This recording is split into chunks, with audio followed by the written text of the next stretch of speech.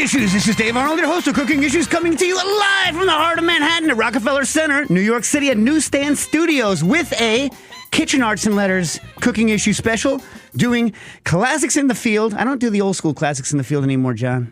I don't do it anymore. Someday maybe I'll bring it back. Yeah. I got to feel it in my heart, though, before I can sing it again, you know? Yeah. I don't know. Someday. I don't know. Maybe that's the thing that I've lost, is that ability to do the classics in the field. I don't know. Anyway, as usual, we got Joe Hazen rocking the panels. How you doing? I'm doing great, man. Good. Looks like a full house today. Oh my God, yeah. You a little nervous? Joe gets a little nervous when the Newsstand Studios is full. We are. I wouldn't say nervous. It's just I don't have as many fingers as I wish I needed to unlift. Right. A lot of buttons. Right. And in California, we got Jackie Molecules. How you doing? I'm doing great. Yeah. Beautiful day. Yeah. I mean, isn't that why you're in California? Why the hell else? Why the hell else would you be in California other than you weather hogs? He's got a great apartment. Oh, yeah, nice. Thanks, Daz. Hey, listen. Here's what I hear. I hear that when people move from places like where we live that are like garbage weather, right? And they move to places with nice weather, that they do actually feel better for like a year and a half, 2 years, and then it like all becomes the same to them, and they're just as miserable as they were before. Disagree. I'm 2 years here now, and I'm starting to feel better. Could be 3. Yeah, but that might be because of the people, not because of the weather. I'm just talking about weather-related phenomenon. Oh. Weather. Oh, yeah, I definitely take that for granted. Yeah. And in Vancouver Island, we have now. What are you? What do you think? Operations, Quinn? What do you think? Booker and Dax operations? Yeah, I don't know. We were bouncing around some ideas. Yeah. I still like second nitwit. Second nitwit? Head nitwit. All right. I am head nitwit. That's a true story. And I'm going to go in reverse order. I'm going to go in order like that they're seated in me. If you were watching on Patreon, you can call your questions to 917-410-1507. That's 917-410-1507. But I'll go in this order. We have our special guest, Matt Sartwell from Kitchen Arts and Letters. How you doing, Matt? I'm well, thank you. Yeah? Glad to be here. Well, we're glad to have you because you have yet to be stumped. So anyone, by the way, no pressure now. No pressure now. But like, call in your, we should call it like Stump the Mat or something like that. You know what I mean? 917-410-1507. And then I'll go all the way to the back. John, how you doing? Doing great, thanks. How's the chef life treating you? Peachy. My guy got over the COVID, and so I had a day off on Sunday. It was nice. Oh. Yeah. Oh. I laid in bed and did absolutely nothing and was completely worthless, and it was fantastic. Have you gotten your menu to the point yet where you don't need to sandbag everything? Yes, we finally ran out of Hellman's the other day, so it was a big momentous occasion. When you say you ran out of it, you bought more, right? No. What? I'm going to start making my own Oh, mayo. Jesus. Aren't there better things you can spend your time on than making mayonnaise, dude? It takes like 8 minutes. You know who makes good mayonnaise? Hellman's. The Hellman's Corporation. Yeah. You know what you're supposed to do? I don't know if you remember this, but what you're supposed to do is you're supposed to bring out the Hellman's and thereby bring out your best. Gotcha. Right. Which is a slight tip of the hat to the fact that across the river, the big river, not our river, that it's best made over there. So if you say bring out the Hellman's, bring out the best, what they really mean is it's the same as best made. Anyway, look, you really think that you're going to make a mayonnaise that, what are you using? I'm using only the finest walnut oil. Like, what is it that you hope to make out of mayonnaise that's better than the Hellman's mayonnaise? I don't know. It's like used for deviled egg filling, and I char some scallions and add some lemon juice and make a dipping sauce for mayo. I don't know. It's not like its own thing. It's a building block. Right. Yeah. Right. So buy it. Well, why not just make it? Okay. Like 8 eggs, quart of oil, some lemon juice, some garlic, a little mustard. It's all good. I mean, everyone picks their battles. That's your battle. I love it. I'm supportive. Thanks. Yeah. And, of course, last but certainly not least, because I know she has something to talk about today. I don't have anything to talk about. Oh, come on. Such a trash can. Stas. I don't believe you. Nastasia threw a pig roast. My neighbor and I, who Dave called. No, you said, I liked him. I said I liked him. He said, what did you say? I said, I'm developing a soft spot for these guys. for these guys. No. For these guys. So what happened was listen. My neighbor, we got a pig from Heritage. My neighbor dug a pit in my yard the night before. Big pit. Yeah, at 5 a.m. he started the fire. Yeah. And then the pig went in at 8. Uh-huh. And then Dave got there wrapped in aluminum foil and banana leaves. And then more Dave got leaves. there at what time? 2? 2. And I said, go fix it. Well, here's the thing. So like what had happened is that even though I personally, and I could have mailed them, right? I personally own at least 2 4-channel thermocouple recorders with thermocouples that can be embedded in the ground. I own at least 2 of them. I also own an 8-channel that I could have resurrected if you really needed an 8-channell thing, right? There's probably some in the storage unit. Yeah, isn't too. storage on the way to Nastasia's? Stupid. Matt, since you weren't involved in this scenario, let me see if you can guess what kind of thermometer they were using to measure the temperature. You'll never guess. Candy thermometer. Oh, that would have been no. They were using the COVID-style forehead small child thermometer that you like. Like the strip that you plaster on your forehead? No, the little one that like you walk up to someone like at an airport and you like hold it at their forehead. No. And you see whether they have a fever. Because the old Sue from Pasta Fly was supposed to bring and he forgot. Yeah, but so we know that the pig did have a fever. Right? What level of fever? Also, you can't use an IR thermometer pointed at aluminum foil. Not one thing was right about the way that they were measuring the temperature of this pig. Consequently, they were like, this pig's like room temperature. Pig was not at room temperature. Pig was fine. God. Now, it is true, right, that then when they tried to rebuild the heat, they were having an issue because they weren't getting enough air underneath it. So what we did is we took the pig out. Took the pig out, put coal up on a grate, started a coal fire, threw some more coal at the bottom to heat it, put the pig on top, a little bit of dirt, some more coals, and it baked through fine. But people, here's the other secret. It does not matter. Enough of the pig, and this is what I said when I was enough of the pig is going to be cooked in one of these scenarios that there will be enough to feed people. Then you take the stuff that's right by the joint, right by the thigh or wherever, that's not cooked that well, and you take it inside and you pan it. And everyone will be happy. It doesn't really matter. It's about the communal thing of ripping apart a whole beast in front of everybody. That's the whole thing. And it tasted good, I thought. When it was good. It was really good. Yeah. I mean, when you bury a pig like that, it's not going to be crispy. It's not a rotisserie. It's not a crispy scenario. But a gooey fat is also a good fat. A gooey skin is a good skin. You got to wrap your head around it. Most of us think we only want crispy skins, but this is a mental issue that Americans have. The same that we have with. There's a lot of things that we can't. Bread needs to be light and airy. Pigskin needs to be crispy. Apples need to be crunchy. Wrong, and wrong. Right. Anyway, Matt, good to have you here. Thank you. Yeah. Was there another? Oh, guess what? Guess who else was at Nastasia's pig party? Our greasy friend, our oleaginous buddy, Nick Coleman. We learned a lot about him that night. A little bit too much. Way too much to share on the air. Yes. Way too much to share in the air. But in case you do we still have a discount? Our Patreon people still get a discount at Grove and Vine? I think that expired. Yeah. Well, he's going to come on and we'll hook it up because you guys need to go out and taste his new Coratina olive oil from Chile, March Harvest. It's delicious, like green, grassy, and he busted out a magnum of it.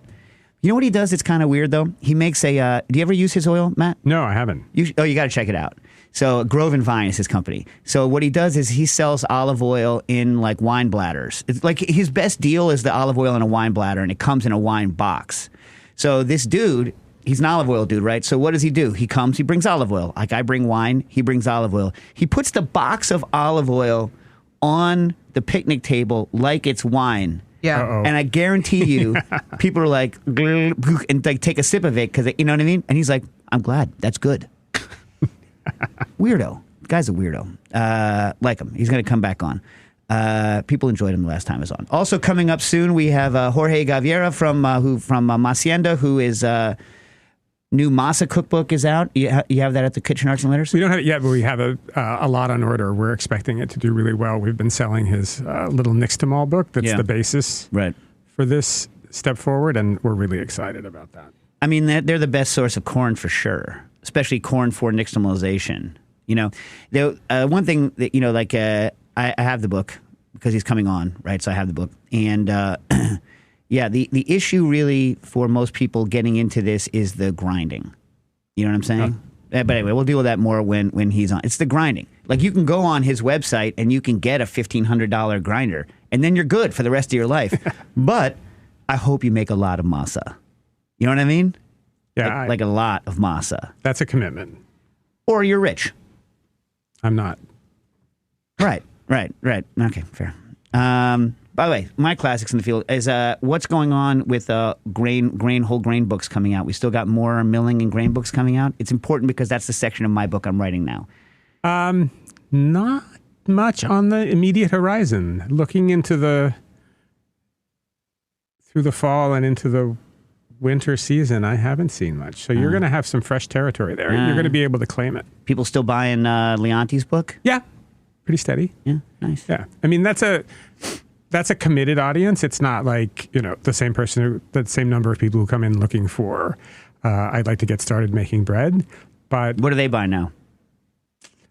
They Reinhardt people? Reinhardt is a good place for a lot of people to begin. If they're Which Reinhardt do you do? The Apprentice? You go old? Do you go the newer stuff? I go with The Apprentice. I think it sets people up pretty well to discover what they might be interested in, and then they can go off and pursue narrower paths. It's a nice looking bread on the cover, but the lady who baked it doesn't look too excited about it. No, I agree with that. She's I don't know how long she was in that photo studio. Yeah, because anytime I look at that book, I'm like, that's the picture where she looks the most psyched about bread, or maybe it's like she's supposed to look serious. Anytime someone takes a picture and they look overly serious, or I'm just like, aren't they supposed to make me think that like they like doing this? I don't know. I mean, look, she can feel how she likes about the bread, but she's like, here's the bread. It is a curious choice, but the content of the book always wins me over. So I never met Reinhardt. I have, yeah. He's a really knowledgeable, earnest, serious guy, and who is a painstaking teacher. He's really careful about the way he deals with people and with his students, and he's wholesome in like all the best positive senses of that word. Yeah, I just reread his the 2007 The Whole Grains Cookbook. You know, in advance of the section that I'm writing on using whole grains but self-ground. I haven't fully finished his 2017 Sprouted Grains and Whole Grains book. How's that one do? That one's less. That's a much more specific, targeted kind of thing. And I think the Leonti book came along and claimed some of that territory. Yeah, well, it's interesting because he's actually kind of moved around. So, again, this is really in the weeds. I apologize. But Reinhardt's book in 2007 was a huge advocate of long pre-soaks of the whole wheat, much of it unyeasted, basically letting it sit around. And I don't know what I think about that. I think it probably works. He says in the introduction he had 350 people test the recipe because he sent out recipes to like just people on the internet and had them tested, which is a phenomenal idea. I wonder, he didn't pay them, right? They just tested it because they liked him because yeah. And I don't know. Maybe when my book gets closer, I'll talk more about that. Why I think that may or may not be a good idea. I think the big problem is most people's whole wheat flour sucks real bad. It's just not a good product. Like they're using the wrong wheat to make good whole wheat bread. You know the reason why spring wheat, hard spring wheat, red spring wheat wasn't so popular back in the day, way back in the day, in the 1850s and 1860s, is because they had no way to mill it properly, right? It was only after the invention of the middlings purifier, which blew all of the bran out, that they could get bran-free, relatively hard red spring wheat.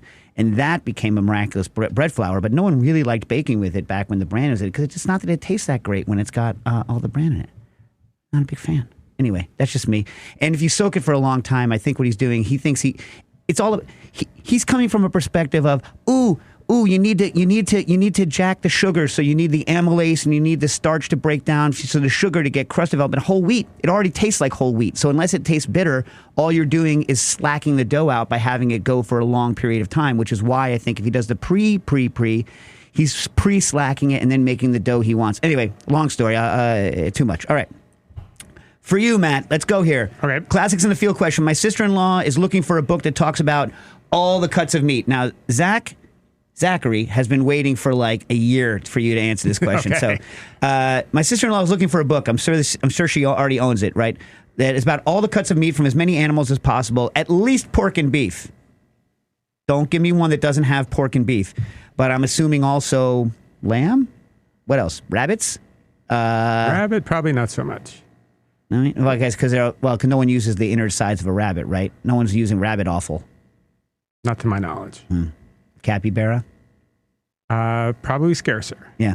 It should give characteristics of the cut, how it's best used, like i.e. what kind of dishes, and how best to cook it, trying to learn the things a butcher would know without becoming a butcher, and how to be a better informed meat consumer. All right. So this was a great question because it reminded me of a book that's no longer available that I found had a lot of utility when it was around. It's a book called How to Cook Meat by Chris Schlesinger and John Willoughby. And it basically... Schlesinger, the grilling fire guy? Yeah. The Cambridge restaurant guy. Yeah. And it is organized by type of cut and cooking method. So you're looking at like big cuts of beef that need to be slow roasted or small cuts of meat that need to be pan-seared. So it is actually talking to you about where the meat is coming from on the animal, what its characteristics are, and what that tells you about the method that you should use. And it covers meat. I mean, it covers beef. It covers pork. It covers lamb. I know. I don't have a copy of it on hand at the store right now. I went running around looking for one in the basement yesterday. But is it collectible or normal? It's normal. I mean, it's easily findable for like less than $20 online. Right. And I think its organization for me is the great appeal. The recipes are fine. I mean, I used it back in the day, and I'm not trying to slam them at all, but I think the real insight there was the way that it approached me, and it let you feel like I understand why this cut is being cooked in this method. What about coming at it from the other angle, just people who use a lot of different cuts of meat and offal, like Fergus Henderson's work? Well, I mean, everybody likes Fergus's books, but they're not systematic at all in their approach to offal. They showcase its use, but they don't say, you've got a spleen. Now, here's what you do with it. Here's how you... I mean, his books don't get in there and do that. And books on offal don't tend to stay in print. The American public isn't as enthusiastic about them as they might be. So Chris Cosentino did a great book. Anissa Halou did a great book on offal, but they've both had relatively short lives in print. And, even people who are... have high-profile associations with meats, we'll say a couple of famous New York butchers or butcher shops. Their approach is really about recipes and less about technique. So I think there's a book out there to be written by somebody who has the skill and the background to sort of say, what is this piece of flesh you have in front of you? What do you know about it? What are the fibers like? What is its fat content? And then what does that tell you about what you can do with it? It started almost like an acting coach. What is this piece of flesh in front of you? It'd be amazing. Yeah. All right. Payne MJ, book question. Probably impossible to answer, but don't know if they have indication of pre-orders or normal customers can't see, etc., i.e. does Kitchen Arts and Letters know things that we don't? Albert Adria and David Gill have released a book called Candy, which is in Spanish. Do the folks at Kitchen Arts and Letters have any idea if there will be an English translation?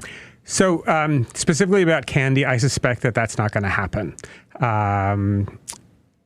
Those big Spanish publishing projects, if they happen in English at this point, they're usually happening simultaneously at publication time. And a lot of the Spanish publishers aren't undertaking that work themselves. Are people like Montague still doing that? Or no? Montague does that, but Montague's not the publisher of Candy. I believe it's Planeta. And Planeta almost never does simultaneous publication. Yeah. American and English publishers are not, for the most part, undertaking to translate big books from Spain. And then the other thing really working against Candy is that the restaurants that it's associated with all closed during the pandemic. So there's not a lot of excitement on behalf of a publisher for a dessert book from restaurants that aren't around anymore. But it's in Spanish, not in Catalan. I've only seen it in Spanish. It's in Spanish. All right. And is it good? Do Spanish speakers like it? Yes, there's a lot of interesting material in there. It's overpublished. It comes in a box, and there's a volume with the recipes, and there's a volume with the photographs, and I think it's unnecessarily fancy for people who want to take it and use it. It feels more like a souvenir for people who are at the restaurant, and therefore even less reason for somebody to undertake translating it now. So, a bit bloated. Extravagant. There you go. Luxurious. But luxurious. Yeah, not practical. All right. All right. This one, I know that you're not going to like this question, so I'm going to give it to you anyway, and then you can say what you think about this kind of question and what maybe a question you would like to answer that is similar. All right. Koto wants to know, Matt, what are your all-time favorite food or beverage books? I get asked this question a lot, and my personal preferences are so widely different from what else is out there in the world. The book that I have run through 4 copies of in 37 years is Cucina Fresca, the Viana Laplace and Evan Kleiman book that came out in 1985. It's a really practical Italian-ish cooking book. Everything's meant to be served cold to room temperature. So that's smart. It's great for parties. Give me the title again. Cucina Fresca. All right. It's still in print. It's been around. I have, worn out all my copies. And a lot of times I open the book up, I flip through it, I close it, and I go into the kitchen and I know what to do with what's in the refrigerator. So what, like veal tonato, that kind of stuff? That kind of stuff, yeah. And I actually like that stuff. You like that stuff? I do. Yeah. I do. I think it's great to have it on a cold day or a hot day. There's a salad in there. I mean, it's not really super traditional Italian. There's a definite California spin on it because that's where they were. So Buggiali would have hated it. Buggiali would have hated it, yeah. Probably. But, Buggiali... Our favorite author to say, Giuliano Buggiali. He was quite a character and a brilliant man, but somewhat narrow in his approach to things. He always had a smile on his face when he insulted you, at least in my case. He never insulted me with a scowl. It was always with a smile. Well, you got more attention from him than I did. So the Cucina Fresca to own and use, and then I think I've talked about this on the show before, for a reading book, a book called The Oysters of Loch Maria Kerr. By Eleanor Clark, 1962 National Book Award winner. Brilliant piece of writing about an oystering village in France. It's partly a natural history. It's also a profile of a vanishing way of life. You have never had a true plate oyster? Never had one. Never had a real French, like old school oyster. Weird, right? Well, people don't like them typically, right? People who are used to our oysters here. There is a difference. Yeah, I have to say I'm not even that much of an oyster fan. I just like the writing in this book. John, what about you? You a Bellon guy? Are you French oyster in and out your face? Are you? I like them, but it took me a little while to get to like them. Yeah. What's your ultimate oyster? Wellfleet. Oh, it's what's up, East Coast. Yeah. Delicious. Yeah. Okay. I like a Wellfleet. Yeah. Yeah. You know what I don't like that everybody likes? I don't like my oysters to taste like watermelon and cucumbers, or melon and cucumbers. So you know which oysters I don't like. They're the prettiest oysters. Island Creek? No, the Kumamoto. I'm not a Kumamoto guy. Okay, yeah. I don't like Kumamoto. I mean, they're fine. Yeah. They're fine. But they're not why you eat oysters. They're not why I eat oysters. No. Go East Coast, baby. Yeah. East Coast. And, might as well be the Cape if you're going to do anything. Although I like a lot of East Coast oysters, right? Anyway. Interesting story about room temperature. Are you familiar with the pseudo-Italian owned by a large company restaurant, Carmine's? It does family style in the Upper West Side. I am aware of them, yeah. Yeah. So in 1996, right, I was at Columbia grad school with my wife, and we went out to Carmine's with Miley Carpenter, who, now is big up in Hearst Publishing, but started the Food Network magazine, among other things. And the server comes and she says, "We're serving the pasta with a room temperature sauce." And we were all like, that's the worst sounding thing I've ever heard. It's coming out room temperature. And the thing is, like, even if that's the actual temperature you want to serve it, you got to come up with something better. Like, oh, what, are you too lazy to either make it cold or hot? Or at least, like, there's got to be a good word for room temperature sauce that doesn't make me, like, puke in my mouth a little bit. She's like, room temperature sauce. We're all like, right? Stas, you hate that, right? Yeah, it's gross. Yeah. Ambient. It sounds like ambient. I don't know. Someone out there, come up with an idea. Let me know. All right. Patrick Ciccone writes in, is Waverly Roots food an informal dictionary to be relied on for factual information, or should the information be treated as semi-mythological? And are there any other similar books to recommend with similar breadth of content and writing style? It is fun to read, Root. Absolutely. He is an amazing storyteller. But he was the kind of guy that if, you went out drinking with him and you told him a great story about Kumamoto oysters, he would write that down and he would tell it to everybody else because he loved stories. But he would never go out and check. He was not a researcher. He was a gatherer of information. So you have to keep that in mind, and keep in mind also that this was 1980. So that's when that came out, right before he died? Yeah. Huh. Yeah, it was very late. And so food scholarship was very much an evolving field at that point. A lot of people didn't believe it should be taken seriously as a whole field of endeavor. Right. And so, Root was helping that along in some ways, but he wasn't investigating things. Right, but on the scale of liars, right? And I don't mean that in a negative way, or as Stas likes it when I say, I don't mean this in a pejorative way. Yeah, to non-English speakers. Yeah, it wasn't a good terminology to use to someone who's not a native English speaker. Anyway, so to me, the highest culinary liar is George Herter from the Bull Cookbook, or whatever the series is called. Every single thing the man says is fundamentally fabrication and cantankerous, often offensive. Great read. You know what I mean? It's hilarious. Yeah, he's the biggest liar. I don't know whether I can trust his information on how to stick my finger in a turtle's butt and get its head to poke out so I can chop it off. I've never tested this.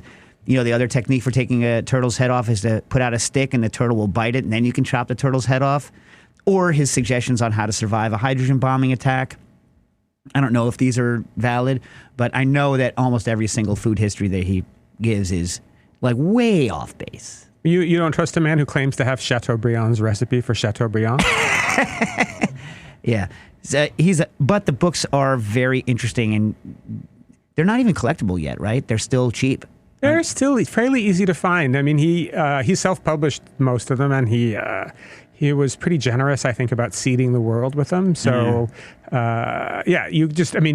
you almost sort of have to assume that whatever he tells you is absolutely the opposite of true. Yeah. Some of the recipes work. I've tried some of them. Yeah, I've never done that. Somehow I was never called. But so on the level of like, that's the biggest liar, right? On down to just kind of your everyday, most old cookbooks provide some sort of false histories of how things happen, but they're kind of, middle of the road. Like, Root seems kind of in between those two, right? But like, where would you put it in terms of the lie scale? Not the lie scale, the tall story scale. I would always seek to verify what I read in Root. Like I said, it was for him. It was always about the story. It was, the question asked, is it mythology? And I think in that sense of, as he was looking for details that confirmed what he thought he knew about the character of a place. It's true in his Food of Italy, and it's true in his Food of France. He was trying to provide color and context, and in doing so in a way that made sense with everything else that he knew. Telling the truth with lies. Or telling things that he thought ought to be true. Right. When he heard them. He's like, oh yeah, that fits. So I'm going to tell that story. You can go out and find comprehensive reference works that I think have more authority. The Oxford Companion to Food that Alan Davidson edited, I think is a much stronger resource. What about his fish books? They have lots of good stories. I don't really think of them as a story. I mean, like where they're from, because he went all over the world and collected information on all these fishes. Yeah, I think that's most true of the Southeast Asian book. Yeah. Oh, I guess maybe that's the only one I have. Because that was, he started writing that when he was a British consular in Laos. Yeah. You don't think that's a good read? I think it's a good read for a book on fish. I have to go back and look. It's been a while. I don't often have to consult it. So, so what should Patrick look for if they like Root? What should they look for? Where should they go? So that reading quality is hard to match. Honestly, I mean, let's be honest.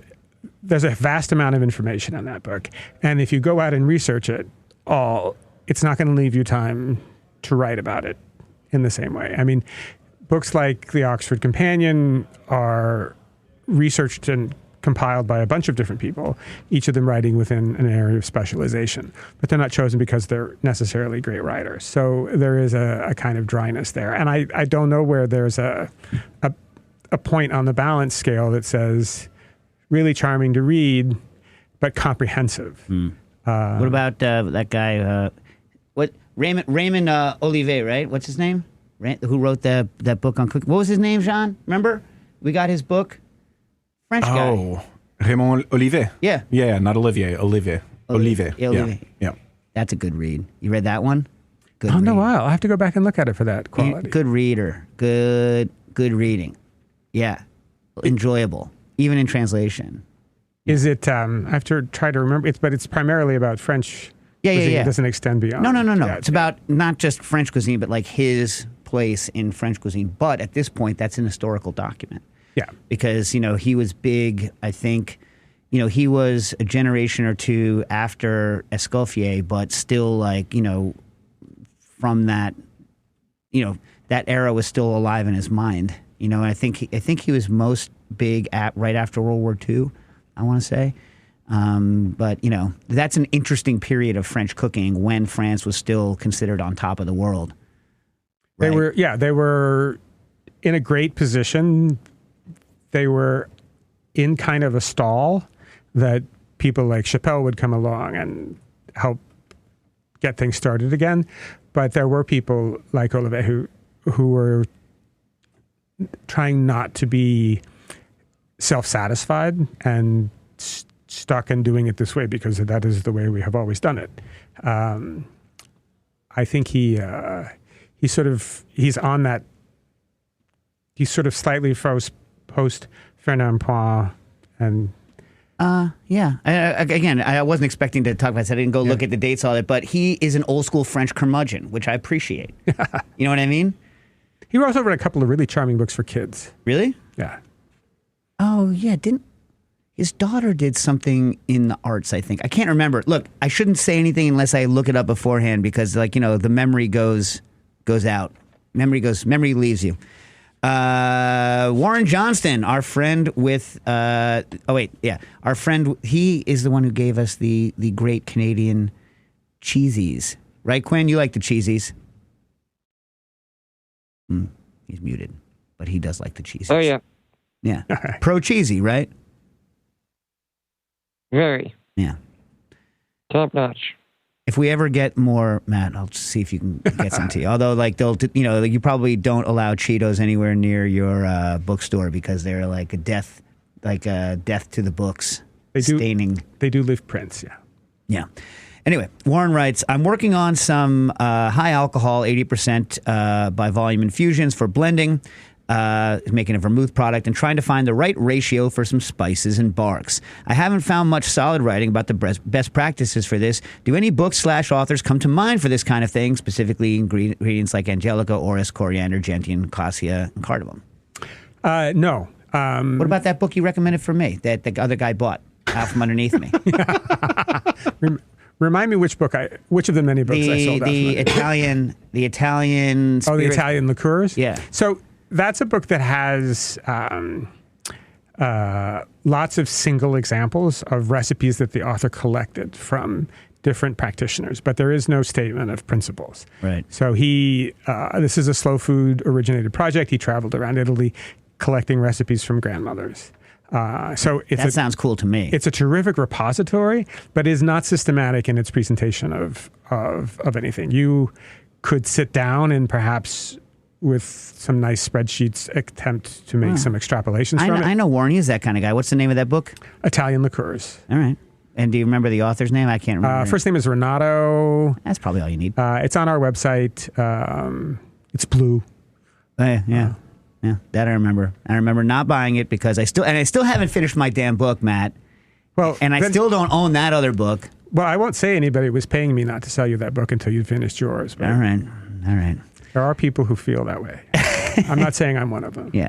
You're like, well, look, one book more or less. What does it matter in the world? Mark K. writes in, I'm looking for some information on mango varieties that describe locations where they grow, seasons when ripe, and their taste. I am not interested, repeat, not interested in recipes. And Mango by Jen Karetnik is mostly recipes and therefore not helpful for him. He's not saying it's not a good book. He's just saying not helpful. Right. So I did take some time to look around about this. We have a book in the store called The Mango, edited by a guy named Richard Litz, who is on the faculty of the Center for Tropical Agriculture at the University of Florida. It describes about 60 different cultivars from around the world. It sometimes discusses the taste, but it's not systematic in that way. And it talks about their range, but not much beyond which countries they're coming from. Nothing I could find talked about seasonality, and I think because it probably varies so much from location to location and climate. Right. It might be the kind of thing where an ag school library might have better resources, but I think there are so many varieties of mangoes planted in so many places that you're really going to want to work with somebody who's a horticulturist. Right. Well, the U.S.'s mangoes our germplasm for them is stored at the Fairchild in South Dade, and that's where the USDA GRIN germplasm is stored.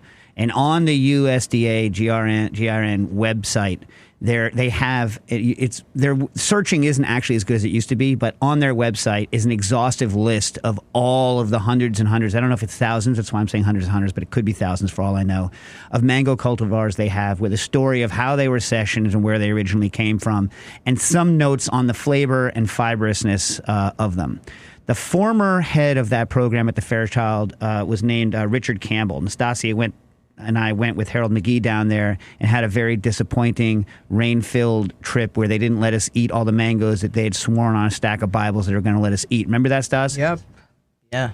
Yeah. It was funnish. Get this. I forget her name, but the lady who was at the center that day, they were getting ready for their yearly mango festival. And listen, once the mangoes drop on the ground, then they're overripe. Okay? So the mangoes drop on the ground, they're overripe. The lady goes, "You can't pick mangoes off the tree." Remember this, Stas? Yes. And then, so we're like, fine. So we pick them, the ones that look like they just fell. And then we're sitting there, Harold and Nastasia and I, and we're taking tasting notes. Her friend Claire is watching my kids outside. They're running around in the rain getting soaked, right?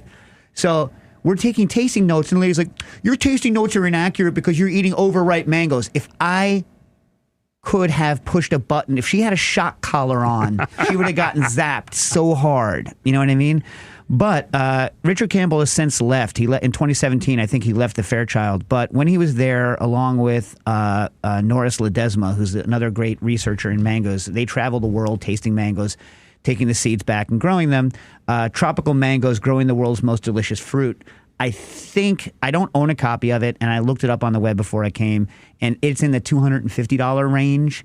So I would interlibrary loan it. The bookstore at the Fruit and Spice Park in South Dade, it has books that they bought when they were new, and they don't change the prices based on their value, and nobody buys them. And so I actually bought the Fruits of Brazil, that blue book. Oh, yeah. I bought it from them for, whatever its original cover price was, not the infinity that people charge for it now. So I would look. It's actually interesting. Botanical places sometimes buy things right when they're printed and then never sell them. Like, I found some cool stuff at the New York Botanical Garden gift shop. That's a great shop. Yeah. Oh, I love. Yeah. Great shop. Anyway, so look at the ars-grin.gov website for mangoes, and get there. And that's actually when we went to the Geneva Agricultural Extension for apples. I printed out all of the apple varieties and pictures with tasting notes and when they were, from the USDA GRIN website. So it's not easy to use, but it is useful. Anyway, Dr. Killfork. What do you have against forks, Doctor? What do you have? 'Cause that can't be a real name, right? I would suspect it's not. Yeah, it would be cool. Like, what Stas? What specialty do you think a Dr. Killfork would be in? I don't know. Oh no. Yeah, gastroenterologist. Yeah, maybe. Right. Yeah. Not exactly a question. Okay, you ready for this? Not exactly a question.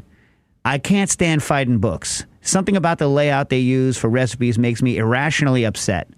Am I missing something? Does anyone prefer this layout? So I understand being irrationally upset. I have to give a lot of props to Phaidon for their coverage and their willingness to publish people who are being overlooked by just about anybody else. But formatting is I think, for them often a reflexive choice based on their history as an art book publisher, and they have a design aesthetic and a style that arises from that, and that assumes that having all the photographs of the plated food at the front and the recipes at the back is sort of like having photographs of all the Botticelli pieces in the world and then scholarly notes at the back. I don't like that either, though. Well, I can certainly understand that. I find it frustrating. It may help them save on paper costs. I mean, Phaidon often works in relatively small print runs, so they're trying to keep their costs down. But it makes me nuts. As a user of a book, I certainly understand that frustration, because you're like, what is that thing right there? Why is it, what is that? Why is it that color? Why does it have that texture?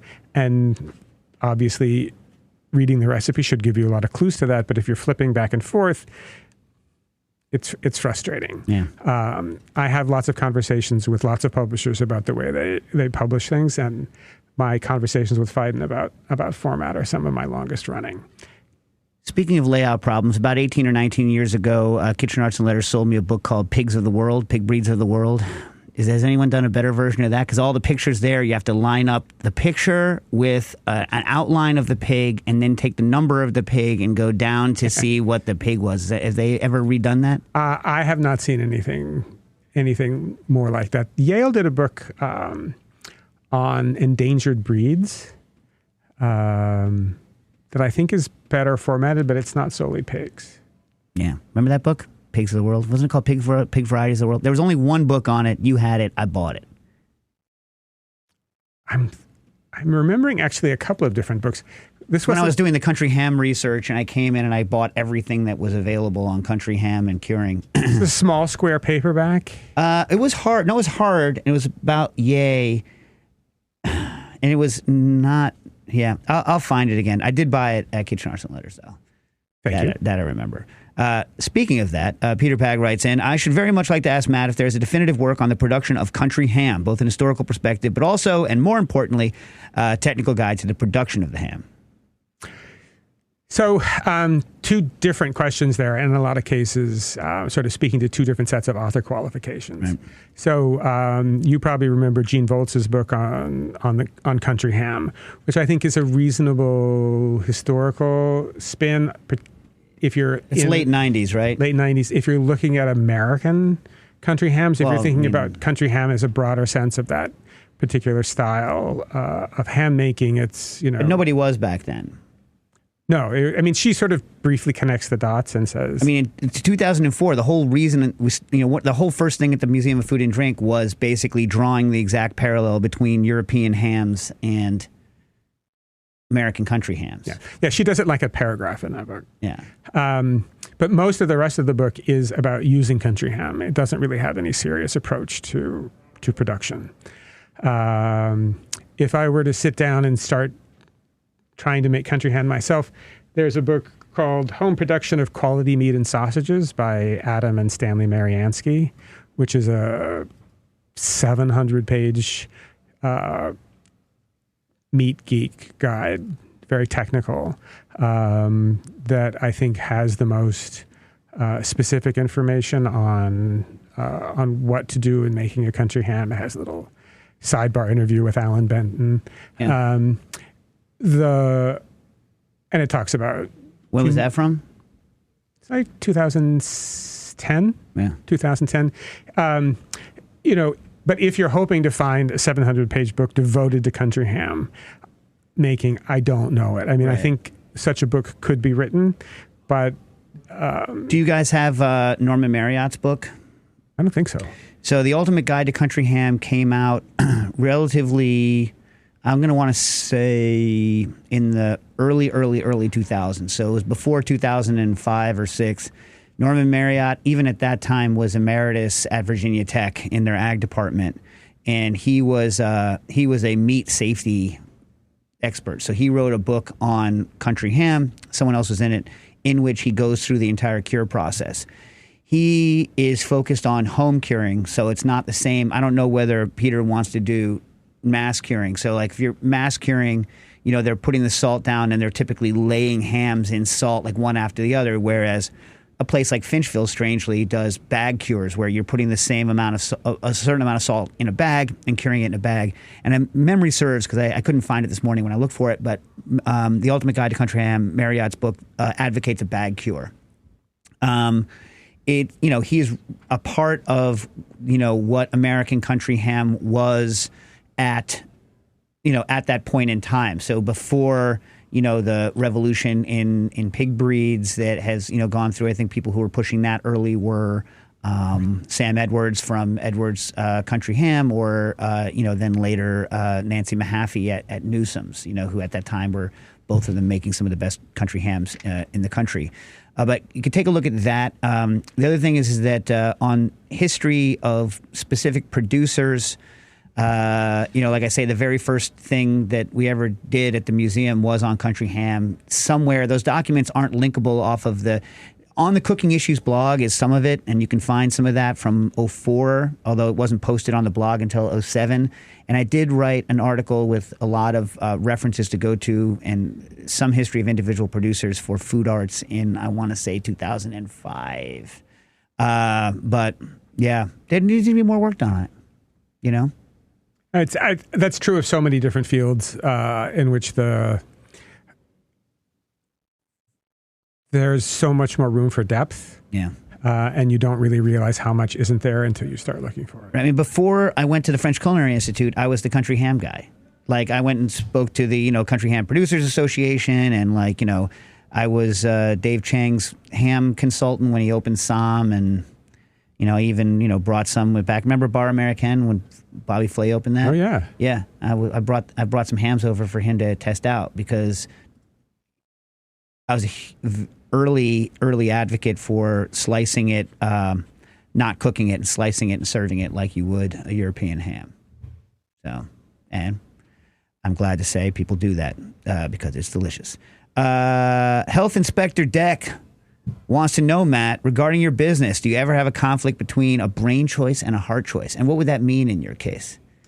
Well, I mean, I think the examples that came to me is like, am I going to carry this book that I find is unoriginal and driven by sort of social media marketing rather than, serious content. And I generally decide to do it because of the amount of time I could otherwise spend telling people, I'm sorry, no, we don't have that. I'm sorry, no, we don't have that. So I'm not going to name names here as much as I'm sometimes tempted to. But, I mean, publishing is a business that succeeds financially on the basis of mass sales of a few books that generate a lot of money for everybody involved, and then it allows other smaller, more niche things to be published with a chance to be profitable. Huh. But it all depends on some things really taking off. So some of the things that really take off are not important to me, and there are some things that we don't carry. Like if some famous television medical show person who might be like running for government office, say, were to write a cookbook, I would find that pretty uninteresting, or somewhere maybe closer to odious. And I probably would not carry that. Well, let me follow on this. So, one, I never assumed that you guys carrying a book included a tacit endorsement, because I would always just ask you what you thought of a book. And by the way, this is true. If you go into Kitchen Arts and Letters and ask their opinion of a book, they will give you their honest opinion. Okay? That's just a true story. So I never assumed that the book's physical presence in the store was a tacit endorsement of the book. But hearing you say that, in a way, it kind of is. And so now I'm like, well, if somebody's actually harming food and or America and or they're evil, what happens to the books? Like is that decision, and is that a different decision now than it would have been, let's say, 10 years ago? We do ask a lot of questions like that, and we don't always have easy, clear answers to them. We don't, and this is something that Knock Waxman put in place and that I've been happy to run with.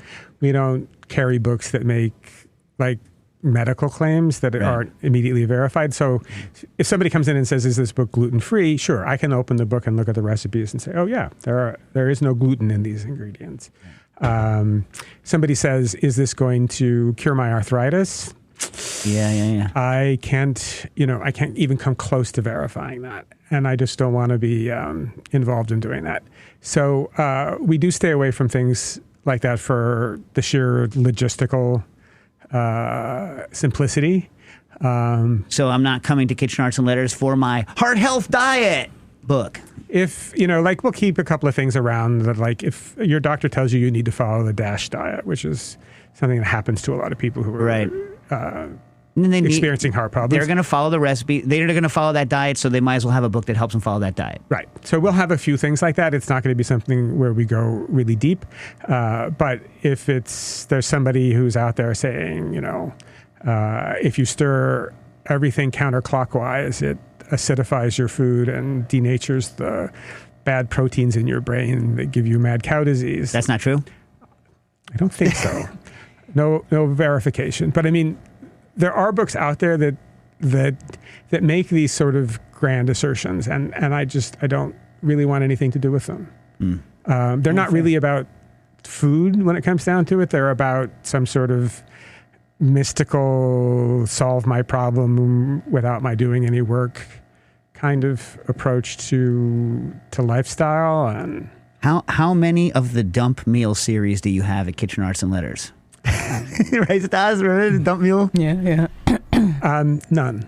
No, none of the dump meals, huh? No, sorry, no dump meals. Maybe did we ever buy them, Stas? We bought them for your sister, right? You bought one, yeah. And did she keep it? We didn't even want it back, right? I think she kept it. Remember she hung up on you? Yeah. Yeah, well, I didn't find that she was giving us the data we necessarily needed to have a thorough review of the dump meal. Yeah. Maybe we should get some copies of the dump meal series. It's like the Boxcar Kids, but dump meals. And send them off to Kitchen Arts and Letters and get Matt's considered opinion on the dump meal. Yeah. Yeah? Yeah. Let's do it. Yeah. All right. Well, again. I thought you were nice people. Huh. You don't have to say anything negative. Look, here's the thing, right? There is a place for just throwing everything into a pot and having it go. I just can't believe that people, the word dump and meal together. Understood. Yeah, it just doesn't. It's also in the wrong order. It's nothing. It's like it's not. Yeah, it's just not the way it should work. I do have a piece of advice. Okay. My friend Phil rented a car to come out. Did he tell you this? No, Phil Bravo. Yeah, and he, AKA the Grinch. For those of you that know, he's the guy who can sing the Grinch with the super low voice. And he always goes online and finds those like corporate codes that you can put in so that the car becomes half the price for the rental. Right. So he did one for he'd use the corporate code for the Bank of Idaho. Okay. And he got to the Avis or whatever, and they're like, we need to see like a contract or your ID for the Bank of Idaho. And instead of just being like, all right, fine, I'll just pay the whatever, He went to Staples, drew up a contract for the Bank of Idaho. Oh my God. Brought it back. Is that insane? P.S. Phil Bravo. We can find him somewhere on one of the things. Or, Quinn, you're good at this. We'll find some Phil Bravo. Man has a golden voice. Instead of saving a nickel on his Avis, why doesn't he become more of a voice actor? I think it's a principle thing at that point, But it's a bad principle. idea. I have to rip them off. I have to get something I'm not entitled to. It's the principle of it. But don't do it, because I've tried doing it. Phil, have you even been to Idaho? No, it's the principle of it.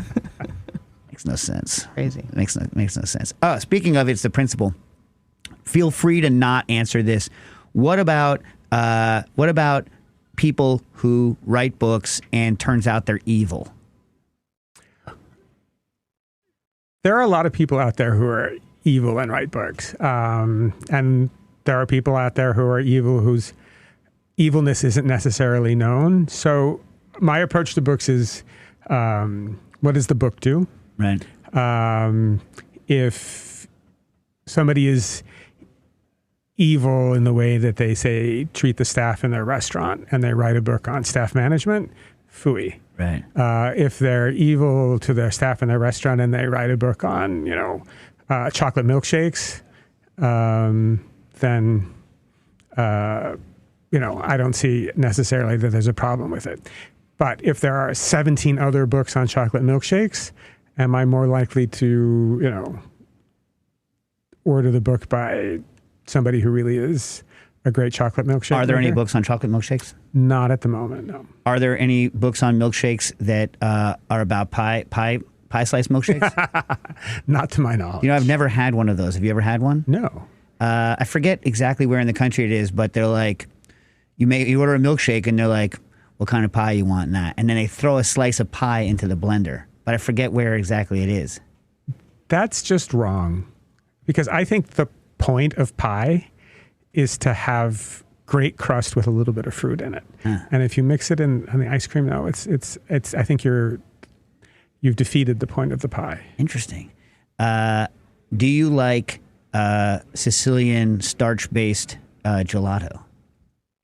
I don't think I've had any. What about you, Quinn? You like that starch-based stuff? I've never had it or made it, really. Starch it up, people. Let's get some starch into our ice cream, and then we'll come back and we'll talk. David Steinberg, I love Buddhist Chinese restaurants and very interested in learning how to prepare seitan like they do. The EI, not AT, not Satan, the dark lord. But okay, mine never tastes as good. Do you know any cookbooks that teach this? On another plane, do you think these restaurants make their own seitan, or do you think it is purchased in bulk from who knows where and simply prepared in the restaurant? We still have 2 minutes. Don't worry when it comes on. Yeah. Don't know any sort of great seitan equivalents of like the William Shurtleff books on tofu and miso. I mean, it would be great if there were. Because he's not a wheat guy. He's definitely a soy guy. So I haven't seen any sort of great magisterial work on seitan. Whether, how Chinese restaurants operate and get their seitan is outside the scope of my experience and knowledge. Interestingly, old school books from like the home economics golden age and the professional baking golden age. Jago, the bread making gurus. A lot of these early books go through the preparation of gluten as a scientific exercise in rather interesting ways, talking about different flours to use to get the gluten, how to wash it, experiments to do things to do with the starch. And there was somebody recently who did a big series of blog posts on preparing their own, but I can't remember who she was, the seitan, and then using the starch afterwards as it comes out. But I'll try to remember it for next time. All right, Kevin Brogel, how about the Proto-Julia Child, Diane Lucas, and the Gourmet Cooking School Cookbook? How about it? Solid book, but I mean, I think what happened with Mastering the Art of French Cooking when it came along was that it sort of completely took the writing about French cooking instruction to another level.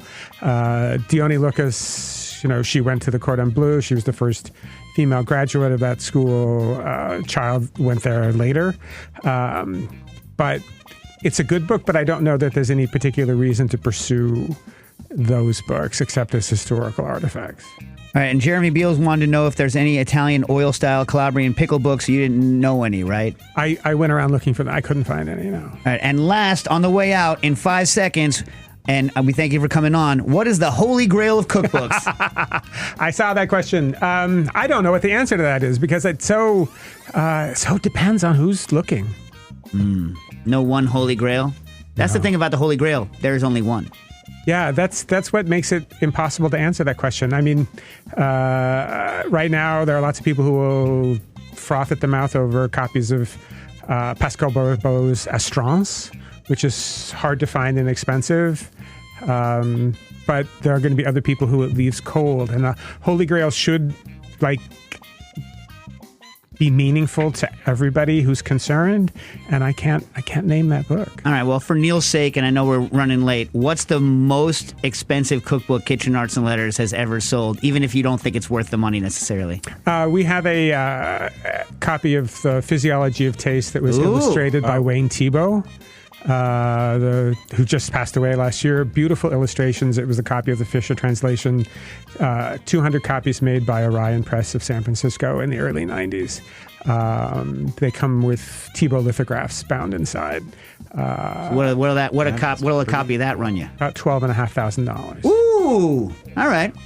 That's some money. That's some real money in a cookbook. How about that, Neil? Go look for that one. Cooking Issues.